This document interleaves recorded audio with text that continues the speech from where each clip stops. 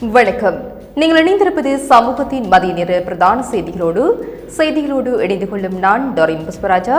விரிவான செய்திகளுக்குள் செல்வதற்கு முன்னதாக முதலில் தலைப்புச் செய்திகள்.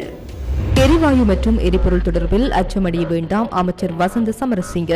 எரிபொருள் விநியோகத்தில் பாதிப்பு தாமதமோ இல்லை, வலுசக்தி அமைச்சர் விளக்கம்.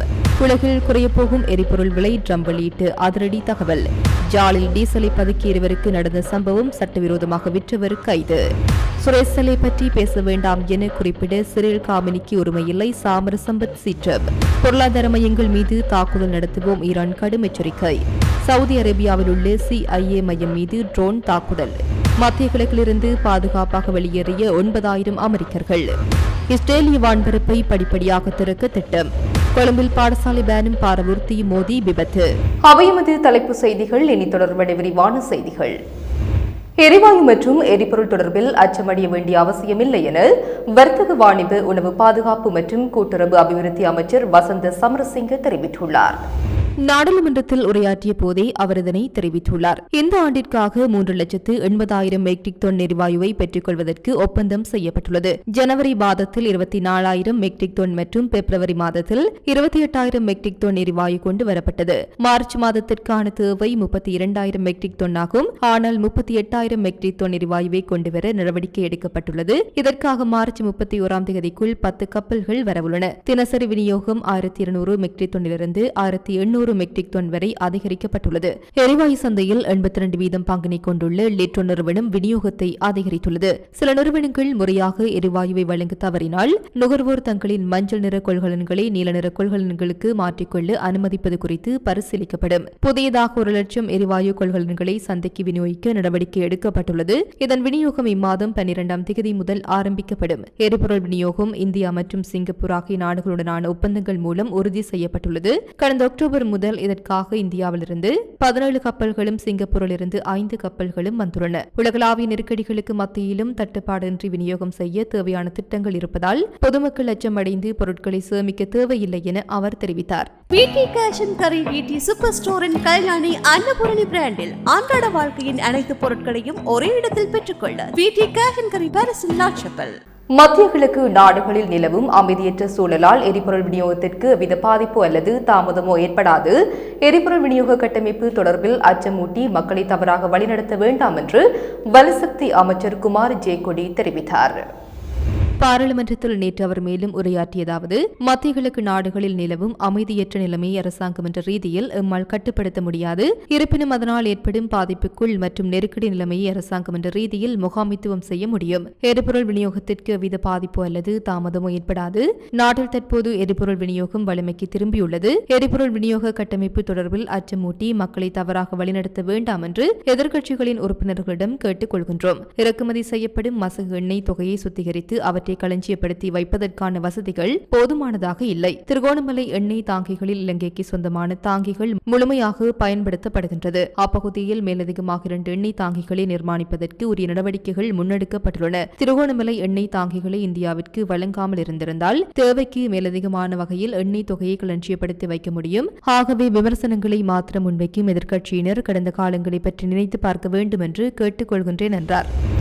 ஈரானுக்கு எதிரான போருக்கு பின்னர் எண்ணெய் விலை குறையும் என அமெரிக்க ஜனாதிபதி டொனால்ட் ட்ரம்ப் தெரிவித்துள்ளார்.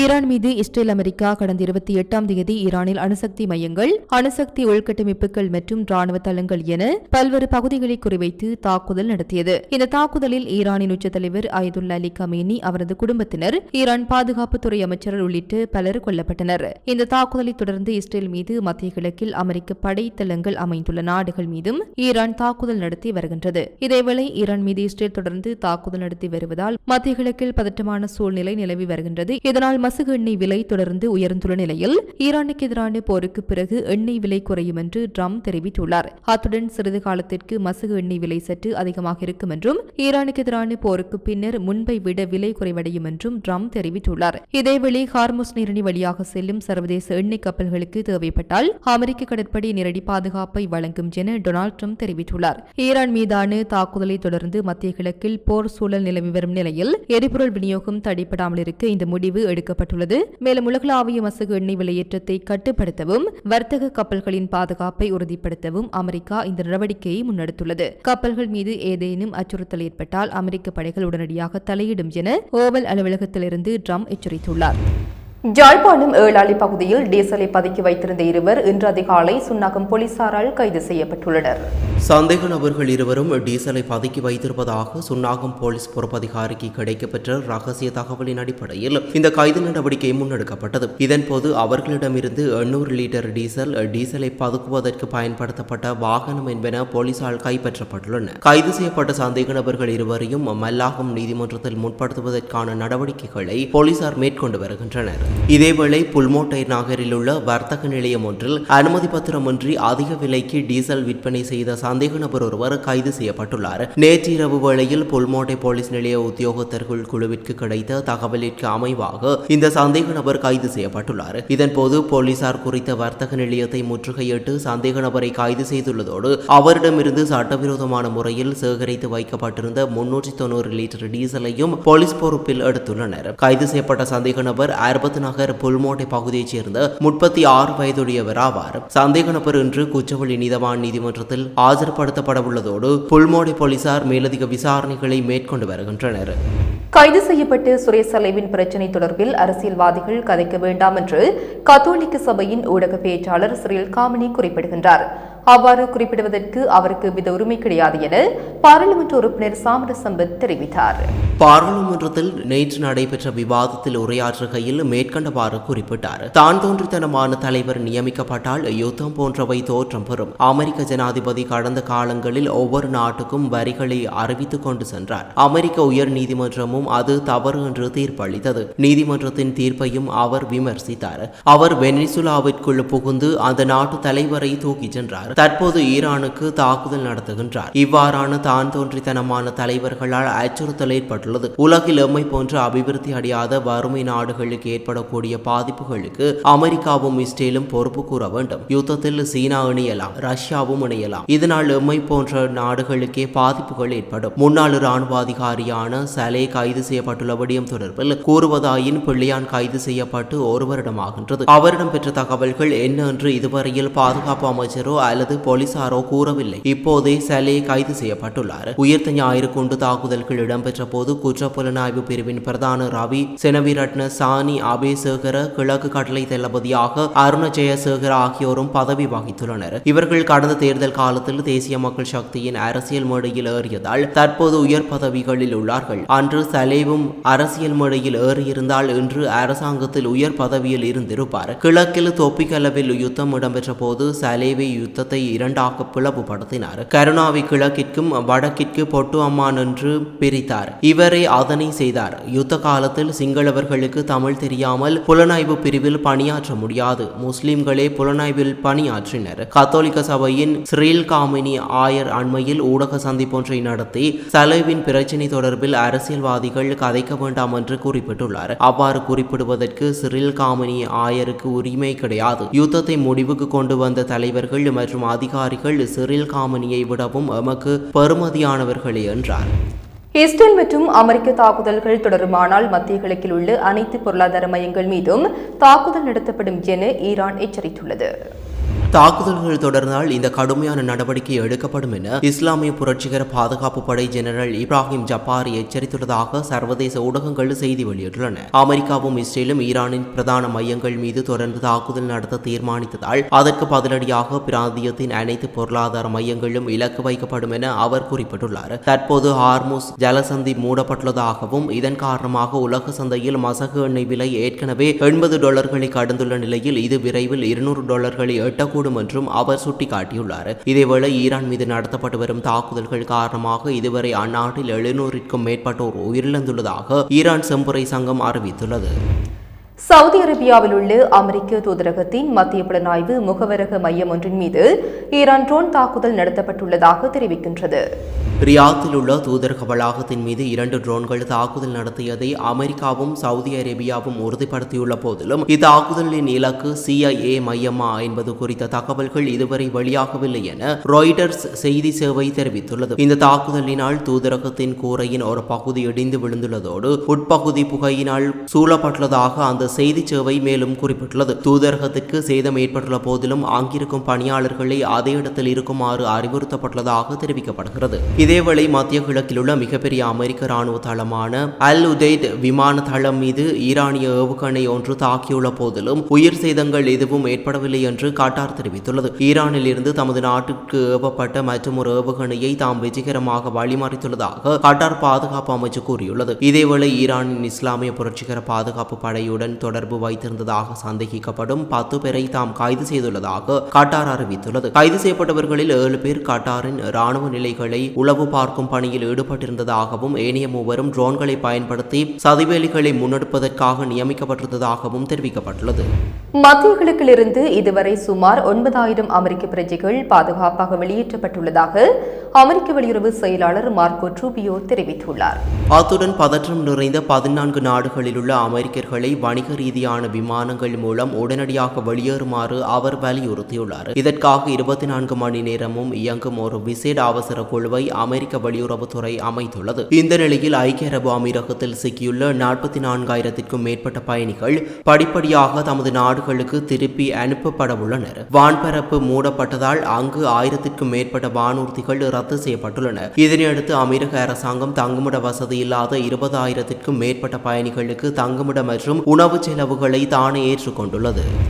இஸ்ரேலின் பிரதான சர்வதேச விமான நிலையங்களில் ஒன்றான பென்குரியன் விமான நிலையம் விமான சேவைகளை படிப்படியாக மீண்டும் ஆரம்பிக்க திட்டமிட்டுள்ளதாக அறிவித்துள்ளது. இஸ்ரேலிய வான்பரப்பை புதன்கிழமை முதல் வியாழக்கிழமை வரை 2 கட்டங்களின் கீழ் படிப்படியாக திறப்பதற்கு தீர்மானிக்கப்பட்டுள்ளதாக விமான நிலைய அதிகார சபை குறிப்பிட்டுள்ளது. முதலாம் கட்டம் மணித்தியாலத்திற்கு 1 பயணிகள் விமானத்தை மாத்திரம் இயக்க திட்டமிடப்பட்டுள்ளது. 2ஆம் கட்டம் மணித்தியாலத்திற்கு 2 பயணிகள் விமானங்கள் வரை சேவைகளை அதிகரிப்பதற்கு எதிர்பார்க்கப்படுகிறது. எவ்வாறாயினும் 2ஆம் கட்டம் ஆரம்பிக்கப்படும் குறிப்பிட்ட காலவரையறை குறித்து இதுவரை எந்த தகவலும் வெளியிடப்படவில்லை. ஈரான் மீது நடத்தப்பட்ட அமெரிக்க இஸ்ரேலிய வான்வழி தாக்குதல்கள் ஆரம்பமானதை அடுத்து கடந்த சனிக்கிழமை அன்று இஸ்ரேலின் வான்பரப்பு முழுமையாக மூடப்பட்டிருந்தமை குறிப்பிடத்தக்கது.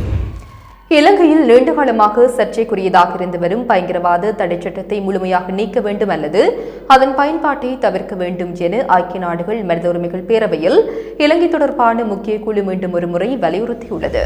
பிரித்தானியா, கனடா, மலாவி, மொண்டினிக்ரோ மற்றும் வடக்கு மசிடோனியா ஆகிய நாடுகள் அடங்கிய இந்த முக்கிய குழுவின் சார்பில் பிரித்தானியாவின் மனித உரிமைகள் தூதுவர் எலினோர் சாண்டர்ஸ் இந்த விசேட அறிக்கையை சமர்ப்பித்துள்ளார். தற்போது முன்மொழியப்பட்டுள்ள பயங்கரவாதத்திலிருந்து அரசை பாதுகாப்பு சட்டம் முந்தைய சட்டத்தை விடவும் பாரிய மனித உரிமை மீறல் கவலைகளை தோற்றுவிப்பதாக குழு சுட்டிக்காட்டியுள்ளது. எந்த ஒரு பயங்கரவாத எதிர்ப்பு சட்டமும் இலங்கையின் சர்வதேச மனித உரிமை பொறுப்புகளுக்கு இணங்க அமைவது அவசியம் என வலியுறுத்தப்பட்டுள்ளது. இராணுவத்தின் வசமுள்ள காணிகள் சில விடுவிக்கப்பட்டுள்ளதை ஏற்றுக்கொண்டாலும் அந்த செயல்முறை மிகவும் மந்தகதியில் உள்ளதாக கவலை தெரிவிக்கப்பட்டுள்ளது. மோதல்களில் உயிரிழந்தவர்களை நினைவு கூறுவதற்கு அனைத்து சமூகங்களுக்கும் அனுமதி வழங்கப்பட்டுள்ளமையை வரவேற்றுள்ள எலினோர் சாண்டர்ஸ் இது நல்லிணக்கத்திற்கு மிக அவசியம் என்று தெரிவித்துள்ளார். நிலை மாறுகால நீதி, இனவாத எதிர்ப்பு மற்றும் மனித உரிமை மீறல் வழக்குகள் குறித்து ஜனாதிபதி அனுரகுமார திசாநாயக்க வழங்கிய வாக்குறுதிகளை குழு கவனத்தில் கொண்டுள்ளது. இருப்பினும் களத்தில் அதன் முடிவுகள் இன்னும் மட்டுப்படுத்தப்பட்ட அளவிலேயே உள்ளன. சாட்சிகள், பாதிக்கப்பட்டவர்கள் மற்றும் ஊடகவியலாளர்கள் மீதான அச்சுறுத்தல்கள் தொடர்வதாக குழு குற்றம் சாட்டியுள்ளது. திட்டமிடப்பட்டுள்ள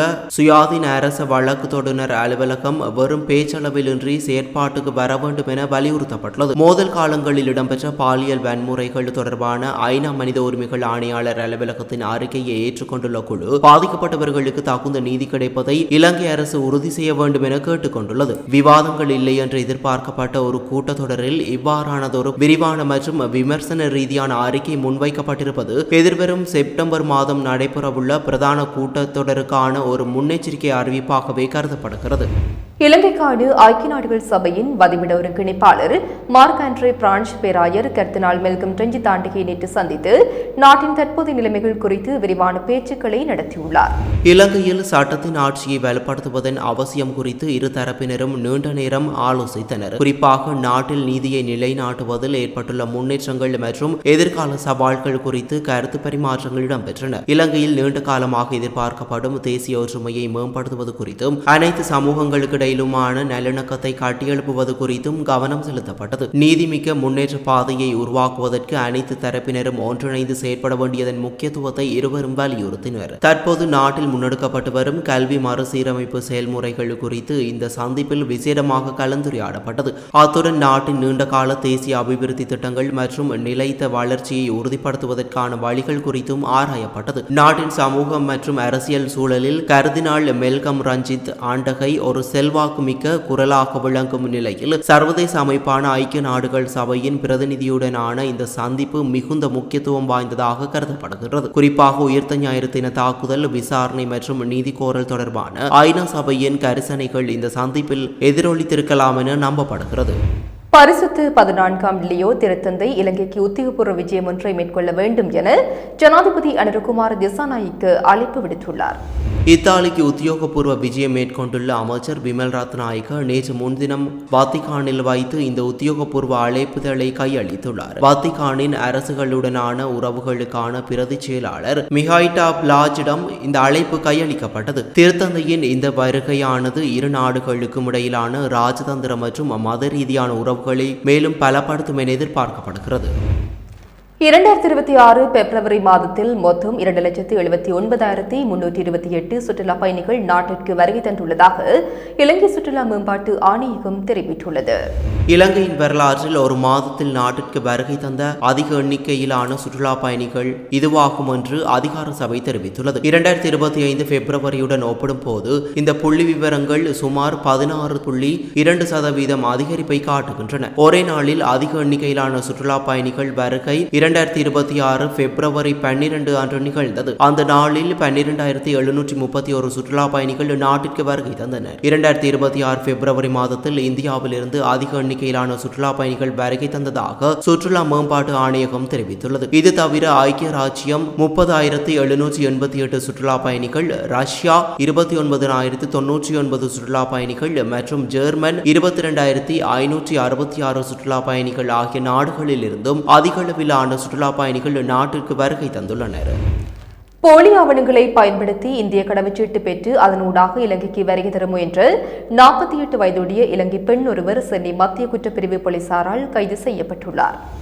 இலங்கையைச் சேர்ந்த குறித்த பெண் கடந்த 2025ஆம் ஆண்டு இந்தியாவுக்கு சென்றுள்ளார். இந்திய பிரஜை ஒருவரை திருமணம் செய்த இவர் தஞ்சாவூர் மாவட்டத்தில் வசித்து வந்துள்ளார். இந்தியாவில் தங்கியிருந்த கால பகுதியில் சட்டவிரோதமாக ஆதார் அட்டை மற்றும் வாக்காளர் அடையாள அட்டை ஆகியவற்றை அவர் பெற்றுள்ளார். இந்த ஆவணங்களை அடிப்படையாக கொண்டு அவர் இந்திய கடவுச்சீட்டையும் பெற்றுக் கொண்டுள்ளார். இந்த நிலையில் கடந்த மார்ச் 2ஆம் தேதி குறித்த கடவுச்சீட்டை பயன்படுத்தி சென்னை விமான நிலையத்தினூடாக இலங்கைக்கு வருகை தர முயன்ற போது வெளிநாட்டவர் பிராந்திய பதிவு அலுவலக அதிகாரிகளால் அவர் தடுத்து நிறுத்தப்பட்டுள்ளார். இந்திய மத்திய குற்றப்பிரிவின் கடவுச்சீட்டு மோசடி தடுப்பு பிரிவினர் இது தொடர்பாக வழக்கு பதிவு செய்து மேலதிக விசாரணைகளை முன்னெடுத்து வருகின்றனர். கடந்த 3 நாட்களுக்கு முன்னரும் இதே போன்ற குற்றச்சாட்டில் மற்றொரு இலங்கை பெண் கைது செய்யப்பட்டதாக குறிப்பிடப்பட்டுள்ளது. கொழும்பு பிள்ளையந்தலை வீதியில் ரத்தனப்பிட்டிய பகுதியில் பாடசாலை வேன் ஒன்றும் பாரவூர்த்தி ஒன்றும் மோதி இன்று காலை விபத்துக்குள்ளாகியுள்ளது. விபத்தில் பாரவூர்த்தியின் சாரதி காயமடைந்து மருத்துவமனையில் அனுமதிக்கப்பட்டுள்ளார். பாரவூர்த்தி சாரதி நித்திரை கலக்கத்தில் இருந்ததால் இந்த விபத்து ஏற்பட்டதாக போலீசார் தெரிவித்தனர். மோதிய வேகத்தில் குறித்த வாகனங்கள் வீதியோரமாக இருந்த மின்கம்பம் ஒன்றில் மோதியுள்ளதாக தெரிவிக்கப்படுகிறது. குறித்த விபத்தினால் கடும் போக்குவரத்து நெரிசல் ஏற்பட்ட போதிலும் தற்போது அந்த போக்குவரத்து நெரிசல் நீக்கப்பட்டுள்ளதாக தெரிவிக்கப்படுகிறது. விபத்தில் பாடசாலை வேனில் இருந்த பாடசாலை மாணவர்களுக்கு எந்த பாதிப்பும் இல்லை என போலீசார் தெரிவித்தனர். அத்துடன் மின்கம்பத்திற்கு சேதம் ஏற்பட்டுள்ளதால் மின்சார சபையினர் தகவல் வழங்கப்பட்டுள்ளது. இதுடன் சமூகத்தின் மதிய நேர பிரதான செய்திகள் நிறைவு பெறுகின்றன. தொடர்ந்தும் சமூகத்தோடு இணைந்திருங்கள்.